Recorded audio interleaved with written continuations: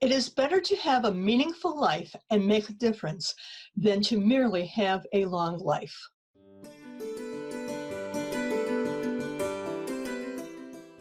Hi, I'm Linda Watson-Call. I'm so glad you joined me for today's episode of Dragonfly Soup. As many of you know, I live on a farm with a variety of animals, and people come out and say things like, "Wow, you live the life most of us dream about." And I often wonder if they really know what life on the farm is all about. I wonder, too, if most people know what life really is about.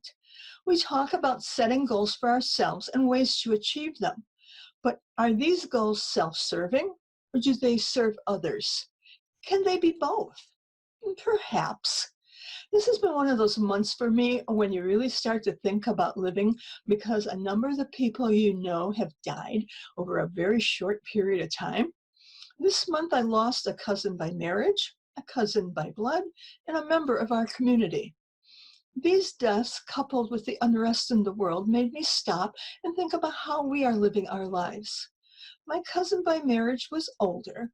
You might say he lived his life, and it was a good life. He lived to see his grandkids have their children, and most people would say that's a blessing. But did he accomplish his goals? Probably. He always seemed satisfied with his life. My cousin by blood had a very interesting life. Now, she was older than me by only 1 year, so her passing caught me by surprise. She also lived a life that she chose to live. So yes, from all appearances, she had her goals and she followed through with them. And I'm sure she touched many people on her adventures. It's the last death, though, that really had an impact on me. He was a few years younger than me, but what really impressed me was the inspiration he had given to our community. He was probably one of the most respected and influential people our area has ever known. What position or office did he hold? Well, he was our retired school superintendent. How many of you know or remember the person who was a superintendent of your school district? Half of us can't even remember any of our teachers, let alone somebody like that. Did he have goals? Yes, quite a few of them. But this is what really impressed me.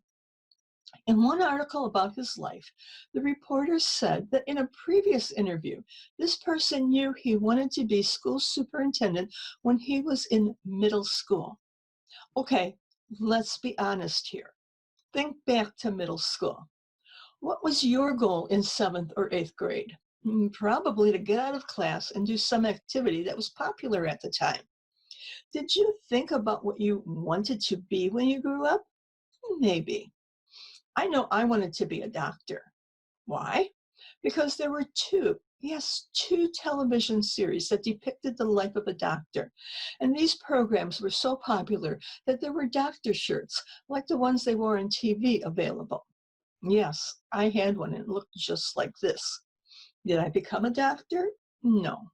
By the time I graduated from high school, I realized the financial and personal commitment that was required to enter into the medical field. Today, I chuckle about that now as I administer chemo to one of my horses. Most of us, even if we had an idea of what we wanted to do with our lives, for one reason or another, didn't attain that goal. But this individual did. Now, he could have been one of those people who sat in the office, gave direction, and felt that he had made it. But this was not the case. He mingled throughout the district and was seen everywhere. And I do mean everywhere. Even the bus drivers knew him and loved him. The kids knew him, the teachers and administrators looked up to him. Even residents who were not connected with the school system knew about him. Brian H. McGill, a human potential thought leader, international best-selling author, activist, and social entrepreneur, said, "It is better to have a meaningful life and make a difference than to merely have a long life." Having a meaningful life, in my opinion, means going after your goals, achieving your goals. There is no reason why you can't do that when you know that that's what you should be doing and still make a difference. Some professions seem to lend themselves to making a difference more than others. Think about teachers, people in the medical profession, people in service professions like firefighters and law enforcement persons always have stories about how they influenced another person. But the same thing holds true for any profession. There are sports players who spend their time visiting children in the hospital. There are actors who start programs for persons with special needs. Scientists who work endlessly to find a cure for a devastating disease. Electricians and plumbers who do repairs at no cost for the elderly and disadvantaged. And many people in what is considered ordinary careers do things in their community that make a difference in the lives of those around them. Everyone is capable of reaching their goals, creating a meaningful life, and making a difference in the lives of others. Let me know either in an email or a message how your goal will be meaningful to you and make a difference to others. And while you're at it, be sure to click like for this episode and share it with a friend. You might also want to check out our gift shop where you can purchase items like Dragonfly Soup t-shirts, hoodies, or other gifts. The link is below. Or you can share your support for this program by clicking this link. Any contribution to help continue the series is greatly appreciated.